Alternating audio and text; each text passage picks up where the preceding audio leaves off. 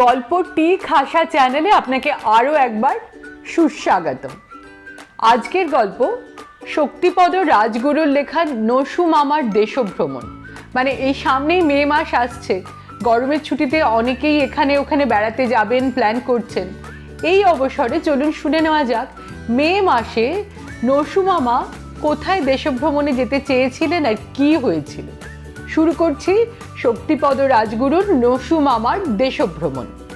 সেদিন বেলা 2টো নাগাদ নসু মামাকে হাওড়া স্টেশনের ওয়েটিং রুমে সোফায় বসে থাকতে দেখে এগিয়ে যাই। মামা, তুমি এখানে এ সময়?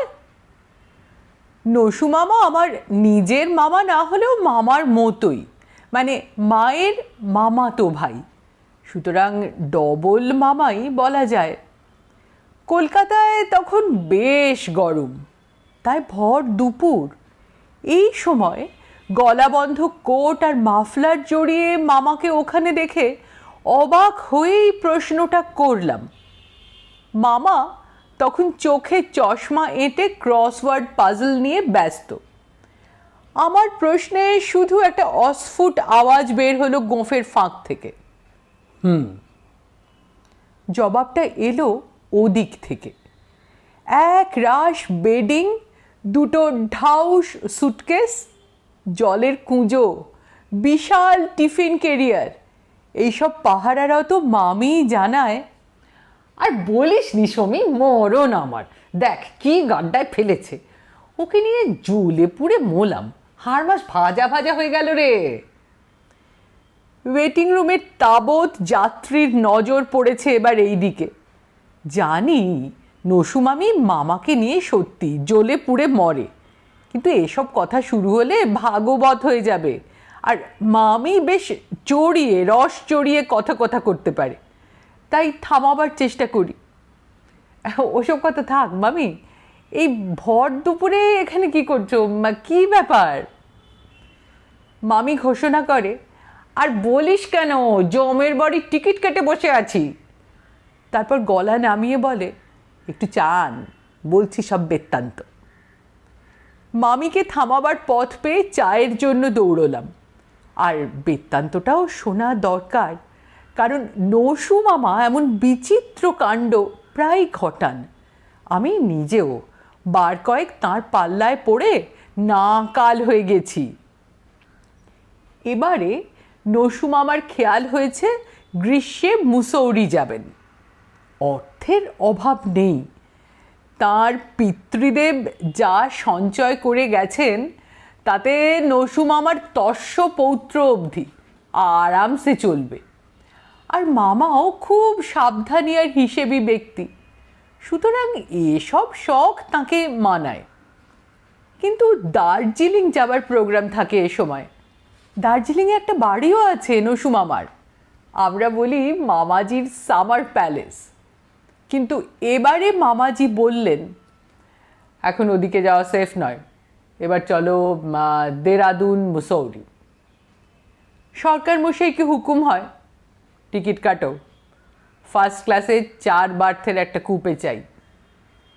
তারপর মামিকে বললেন, পিন্টুর, পচার আর তোমার বার্থ সার্টিফিকেট বার করো। মামিমা অবাক হয়, কেন, বার্থ সার্টিফিকেট কী হবে? মামা গোঁফ নেড়ে বলেন, কম্পিউটার বোঝো না, আধুনিক যন্ত্র, বয়স ধরে ফেলবে, ব্যাস দেবে ফাইন করে, বুঝলে? টিকিট কাটা তো হলো। মামি বলল, আরে বাবা, মাসখানেক তো দেরি আছে, এখন থেকে লাভ ঝাপ জুড়লে যে। মামা হুঙ্কার ছাড়েন, নতুন জায়গায় যাবে, সেখানে এখন ঠান্ডা, গরম কাপড় চোপড় সব ধুয়ে নিতে হবে না, তারপর গোছগাছ করা। তোমার তো 18 মাসে বছর, নড়তে চড়তে। মামিমার দেহটা ভারী, আর ইদানিং তা বাড়ছে বেশ আয়তনে, চলাফেরা করতে একটু কষ্ট হয়। তা হোক, তাই বলে নজর দেবেন?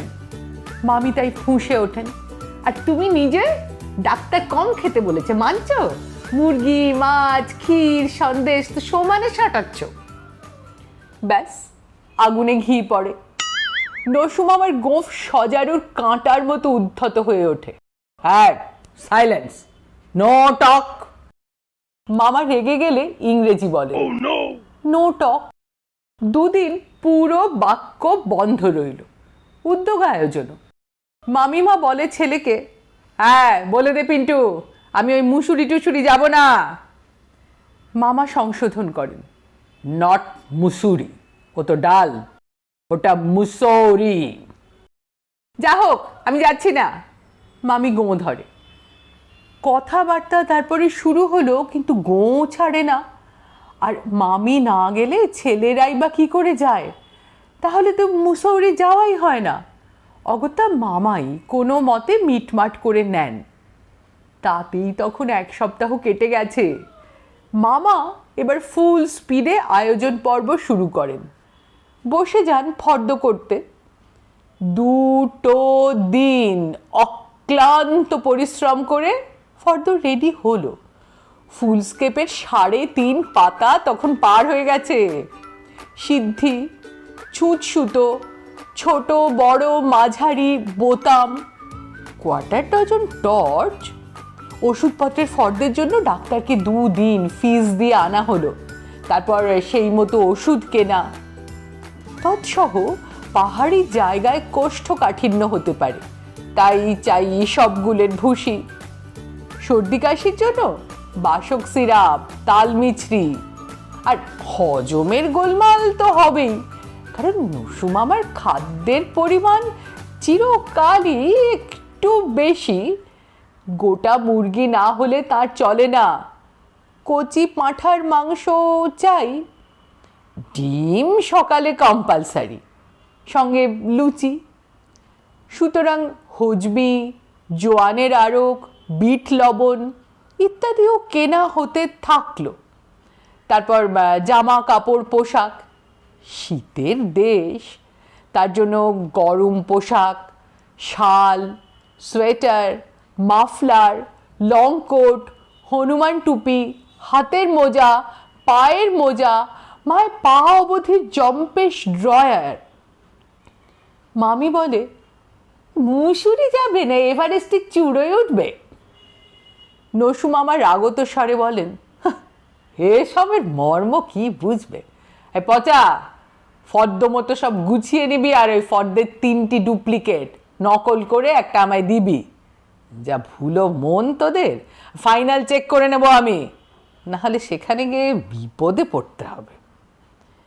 পচা বলল, বাবা এত কি লাগবে? সেখানেও তো পাওয়া যায় সবই।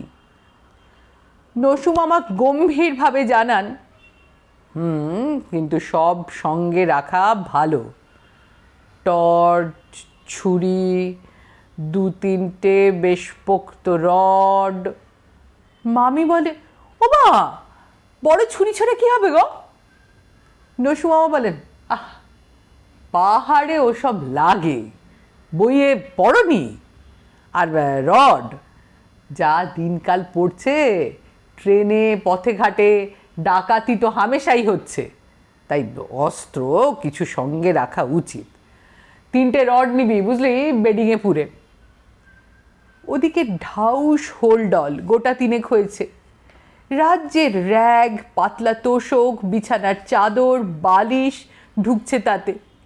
আর নসু মামার কজোড়া জুতো, তাও কাগজে প্যাক করে ওই বিছানাতেই ঢোকানো হচ্ছে।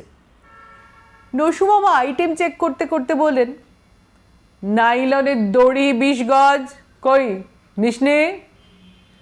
পচা বলল, বাবা এত দড়ি কি হবে? নসু মামা গর্জন করে ওঠেন, নো টক, 20 গজ দড়ি রাখবি সঙ্গে উইথ রড। পিন্টু, যা এখনই কিনে আন।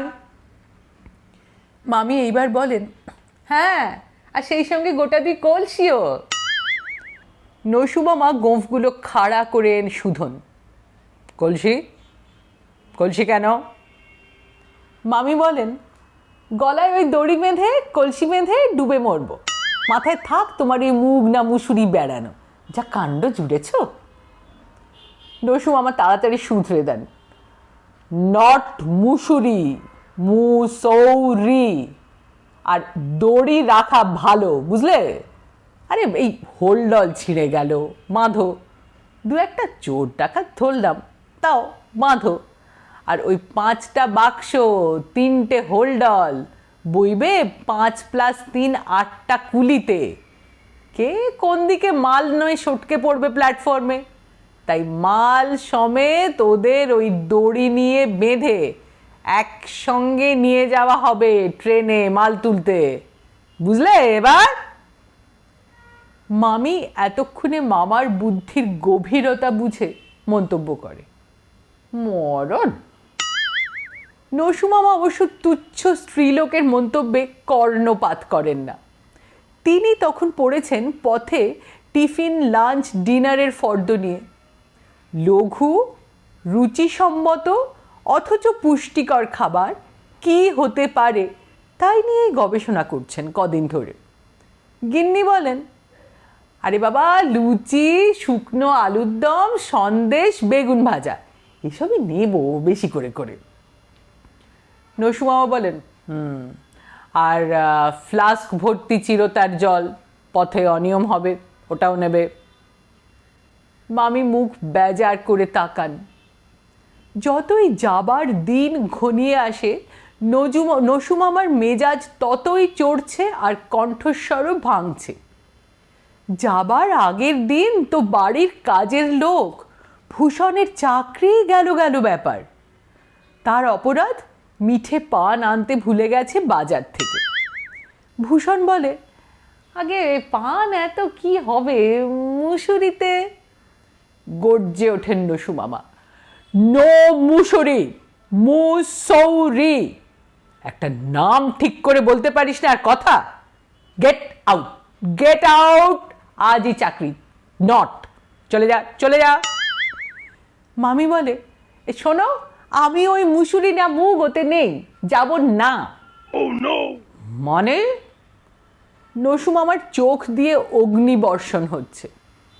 মামি তাতে জল ঢালা গোছের ব্যাপার ঘটিয়ে বলেন, মানে আমি যাচ্ছি না, তুমি যাও, ওই পচা পিন্টু আর শ্যামসিংকে নে।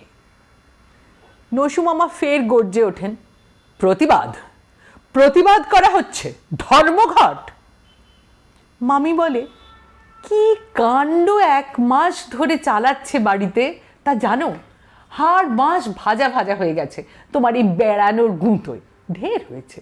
আমি ভূষণকে নিয়ে দাদার ওখানে পলতায় যাচ্ছি, তুমি মুগ, মুসুরি, অড়ার, যেখানে হোক যাও। ঘরের মেঝেতে তখন পাহাড় প্রমাণ মালপত্র, ওদিকে 3টে লিস্ট চেক আপের বাকি, মাত্র আর একটা দিন হাতে। এ যেন ভর্তি গাজনে ঢাক ফাঁসার মতো কাণ্ড। নসু মামাও চিৎকার করেন, ঠিক আছে, তাই যাও ওই পচা পলতায়। আমিও মুসৌরি হয়ে হিমালয়ে চলে যাব, মহাপ্রস্থানের পথে আর ফিরবো না, নেভার। সন্ন্যাসী হয়ে যাব, সংসার,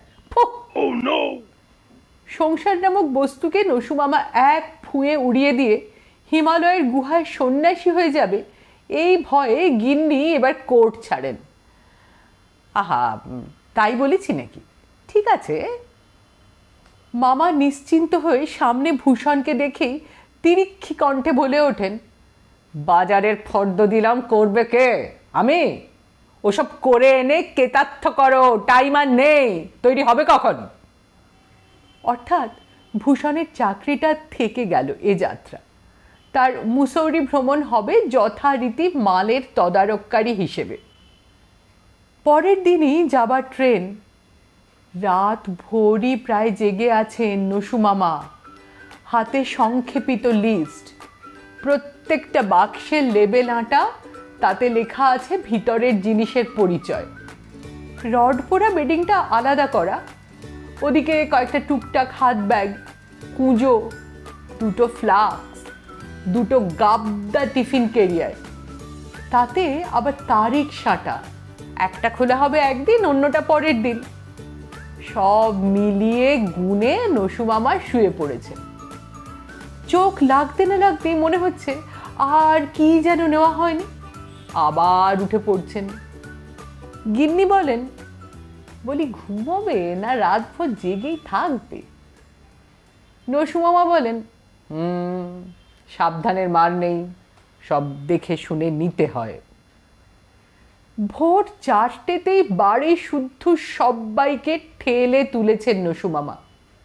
ওঠো ওঠো ঠাকুর, উনুন ধরিয়ে দাও, 8টার আগেই বের হতে হবে, 10টায় ট্রেন। বিছানা থেকে বড় ছেলে পিন্টু বলে, অনেক দেরি বাবা। নসু মামা গর্জে ওঠেন, কুমড়ের বাদশা সব, ওঠো, রেডি হতে হবে না? হাই শ্যামসিং, ভূষণ, মানদা। কদিন ধরে চেঁচামেচি করে তার গলা দিয়ে তখন 3টে স্বর বের হচ্ছে, কিন্তু বিক্রম কমেনি। তার হাঁক ডাকেই বোধহয় ওরা 8টার মধ্যেই তৈরি হয়েছে। গাড়িও এসে গেছে কয়েকটা। পথে জ্যাম হতে পারে অফিস টাইমে, হাওড়ার ব্রিজ তো জ্যামের আড়ত। নসু মামা বললেন, শোনো, ওই জ্যাম জট শুরু হবার আগেই স্টেশনে পৌঁছতে হবে, তারপর কামরা খুঁজে মালপত্র তুলে সিট দখল করে বসে মালপত্র লিস্ট মতো মিলিয়ে তবে দম ফেলব। অর্থাৎ ওই সব কাজ না মেটা পর্যন্ত দম বন্ধ করে চলতে হবে। নসু মামা তাই চান। পাড়ার লোক জুটে গেছে, নসু মামা যেন দিগ্বিজয়ে যাচ্ছেন। বাড়ির গাড়ি ছাড়াও একটা টেম্পোতে মালপত্র উঠেছে। ভূষণ, শ্যামসিং, মানদা সহ সরকার মশাই সব চলেছেন স্টেশনে। নসু মামা এর মধ্যেই মুসৌরির পোশাকে সজ্জিত হয়ে ভাঙা গলায় আষ্টে পৃষ্ঠে মাফলার জড়িয়ে মালপত্র লিস্ট মাফিক মিলিয়ে নিয়ে গ্রিন সিগন্যাল দেন। মালের গাড়ি যাবে আগে, পেছনে আমাদের গাড়ি। ঘড়িতে তখন সকাল 8টা বাজে। গর্জে ওঠেন, 12 মিনিট লেট। এই ড্রাইভার, তুফান চালাও। ড্রাইভার অবশ্য তুফানই চালিয়েছিল, তাই শ্যামবাজার থেকে হাওড়া স্টেশন যখন পৌঁছলো তখন 8:30। মালপত্র নামিয়ে শোভাযাত্রা করে প্ল্যাটফর্মের মুখে পৌঁছতে লাগলো আরও কিছু সময়। নসু মামা সেনাপতি, পরনে গলাবন্ধ কোট, মাথায় হনুমান টুপি, গলায় মাফলার, পেছনে মামিমা, তাদের পেছনে 8 কুলির মাথায় মালপত্র, এপাশে ভূষণ, ওপাশে পচা, তার পেছনে সরকার মশাই। সে এক বিচিত্র দৃশ্য। মামা গেটে টিকিট দেখাতেই তরুণ টিকিট চেকার টিকিট দেখে আর এই শোভাযাত্রা দেখে তো অবাক। নসু মামা বললেন, ডুন এক্সপ্রেস স্পেশাল।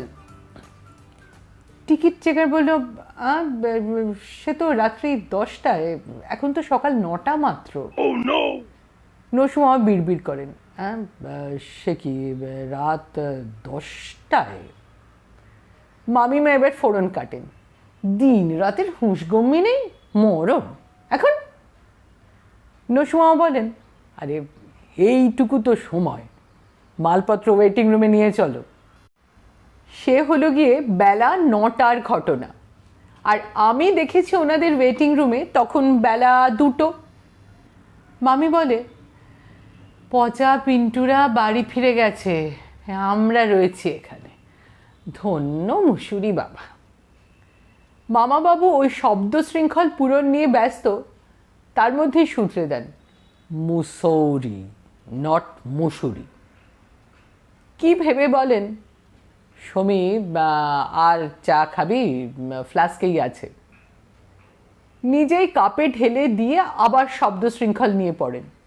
সুধন, হ্যাঁ রে, কাঁঠালের সংস্কৃত নাম কি রে? আমি ততক্ষণে চায়ের পাত্রে মুখ দিয়েই চমকে উঠেছি। সারা মুখ জিভ তেতোতে বিষিয়ে গেছে, গা গুলোচ্ছে। মুখ বিকৃত করে বললাম, চিরেতা।